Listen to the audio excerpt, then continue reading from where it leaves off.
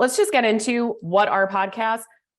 Podcasts at their core are on-demand audio. When you think about it, podcast advertising is one of the only channels that you will buy that is an on-demand channel, meaning that it's not broadcast. It is essentially purchased or essentially downloaded and then listened to over time, right? If you listen to podcasts yourself, you probably are not sitting there waiting for the next episode of Crime Junkie to come out. You're gonna maybe bank a couple of episodes and then listen to them as you, I don't know, drive 10 and a half hours with your husband and your dog when you move from the Bay Area to Las Vegas. Definitely not a personal example. And when we think about the way that podcasts are accessed by consumers, they are not hosted by Apple or Google, et cetera. They are hosted via RSS feed, working with different podcasters, work with different platforms like Libsyn, Simplecast, et cetera. The feeds themselves are indexed by Apple and Google, and now also Spotify, right? So when you think about the big platforms, I would say Apple and Spotify really right up there. Apple has obviously, they're called podcasts. Apple has historically been the dominant player in this space, but companies like SoundCloud, Spotify, Pandora, Google, et cetera, are also indexing these feeds. And then there's also your third-party apps like Overcast and Pocket Cast. What all of this means, it's actually important. We'll come back to this from a measurement perspective. This means that there isn't one closed platform or one open exchange where you can buy and sell and transact on media in this channel. So the way that the channel has historically worked is reads are either baked in or embedded in an episode, or now something called faked in, which is basically just dynamically inserted ads that are flighted in such a way and embedded in such a way that they mimic the authentic live host read experience.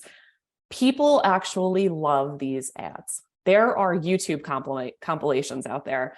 Bill Burr is always the one that comes to mind for me. But some of these videos of ads, now ads, mind you, not ads that we have paid to place in a video. Consumers, listeners cut the ads and have a YouTube compilation of them because they love them and are delighted by them. They have hundreds of thousands, even millions of views.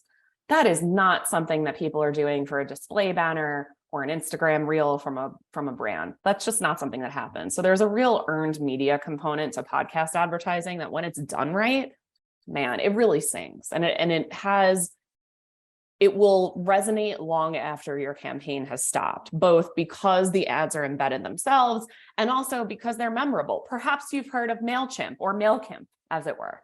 So the other part of it, from a measurability perspective, download windows have also been standardized by the AIB. There is still a lot of room to grow here from how we're buying this, but by and large, most of the publishers and networks that we work with are usually on a 45 to 60 day window, reporting estimated downloads to us, and are usually very well accountable to that number. And again, for performance advertisers, listen, you can estimate downloads and impressions until the cows come home, but ultimately, I know what that spot is worth to me, right? I know what CPM is going to be tenable for me when it comes to dynamically inserted ads, for example. So really, there's a lot of power in performance advertisers' hands.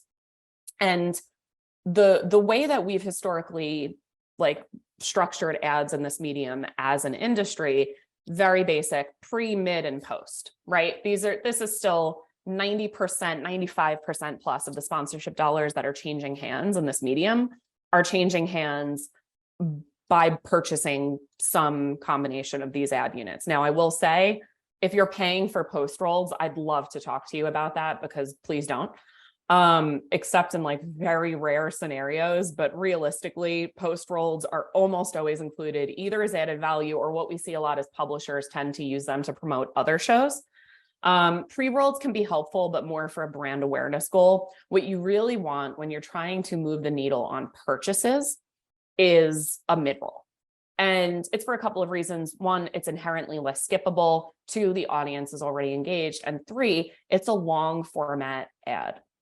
We've actually had mid-rolls, now going back a few years, we've had mid-rolls go 15 to 20 minutes. So think about that. You're contracted for a 60-second mid-roll, and you will have regularly ads that are going 2, 3, 4 minutes. There's something really special about that. It starts to feel very organic. It's still attributed, right? We're not going to get in trouble with the FCC or the FTC, but it feels more organic than just like a 30 to 45 second produced spot. Thanks so much for tuning in. For those of you who aren't familiar with Right Side Up, we're a collective of marketing specialists who have helped more than 600 companies hit their growth goals. We have expertise across all marketing channels, including performance, lifecycle, SEO, social, analytics, creative, and more. Have a growth challenge that needs solving? We'd love to chat. Reach out to us at rightsideup.com.